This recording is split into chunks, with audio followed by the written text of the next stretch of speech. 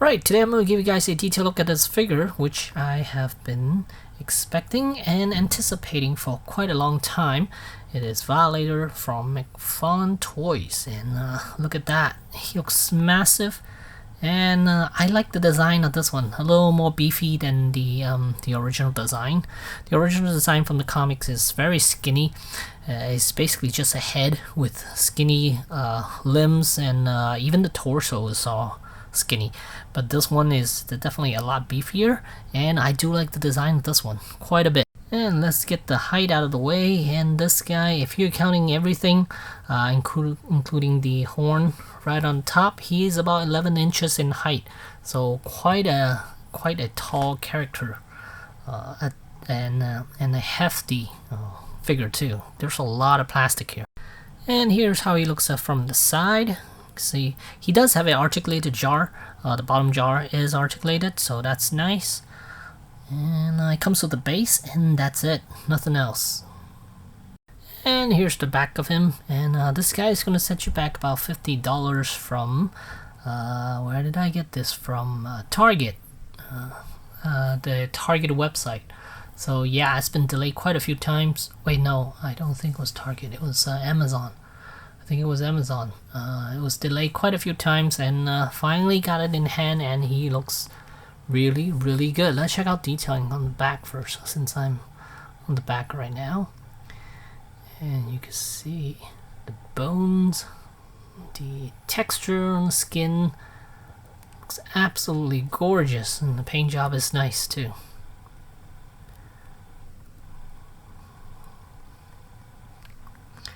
Very happy to have this one in my collection, and it's well worth the price.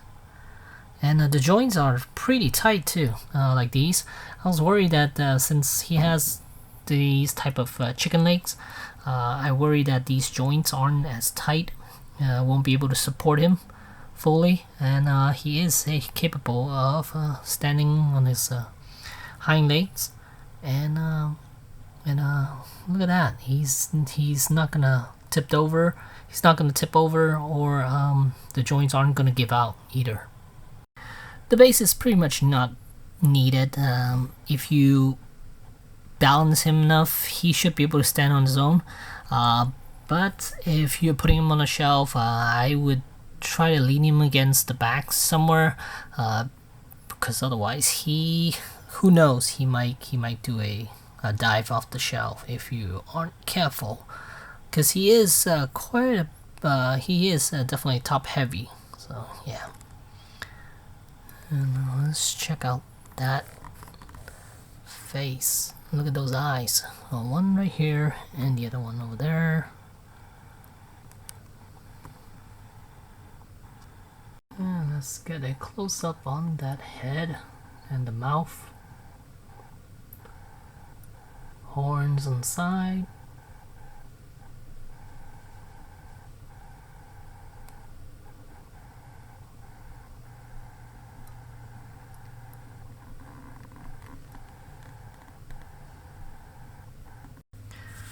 Alright, so as far as articulation, head, there's movement, but it's kind of hard to tell what it is actually.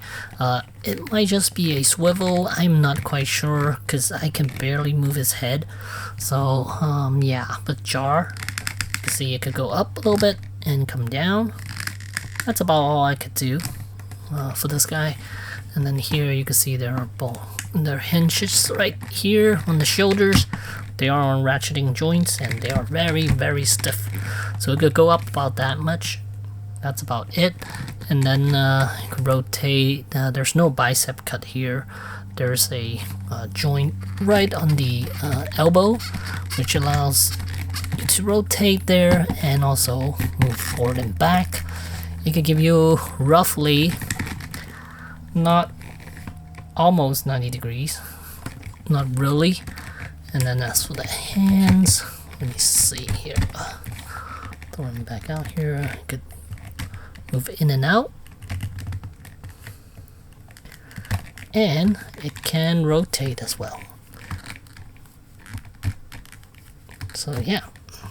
Same with the other arm, so no need to show you the other arm. And then as for the torso, There seems to be a joint here, but it is really tough to move. I believe it is a ball joint because it allows him to move little left and right. And once again, the torso left and right a little bit. Then can it go forward and back a little bit, and that's about it. So not a whole lot of movement there. And as for the legs, can spread out a bit. Move those arms out of the way. So legs can spread about that much. That's it. No thigh swivel. There's a joint right here, which allows its legs to go back. Let me see. I think this one. Maybe I'll mess with this one a little bit. Go about that much. I wouldn't force it too much. It does tend to get stuck around that point. So I'm just leave it like that. And there's another hinge down here, which allows the ankle, well, the second joint right here, to go in and out, and no swivel. And then the ankle also has the same joint, and it does allow his feet to pivot a little left and right to balance him out when he's standing. So at the end of the day, this is a really impressive figure. Definitely recommend this guy. But as far as mobility or more like range of motions, this figure, it's okay as far as range of motion. But if you want him to do dynamic poses, he's not going to be able to do that because everything is somewhat limited as far as the range is concerned. You get his arm up, open, do some poses like that, but legs, especially the torso is definitely a little bit limited. And then the legs, I think it could benefit if they have thigh swivel. That would have helped a little bit, but it does break up the design of it. But other than that, maybe head movement a little more, because right now it's really hard to tell exactly where it's supposed to move. I could only do a little bit of a spin here and there, but nothing dramatic. So yeah, as far as articulation, it's a good figure, but range of motion is somewhat lacking.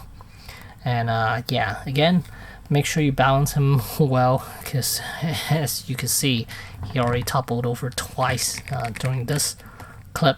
So yeah, and this guy's gonna set you back about 50 bucks, and I think it's money well spent. It's a really good looking Violator from Spawn, and I do highly recommend this. So there you go. Thanks for watching.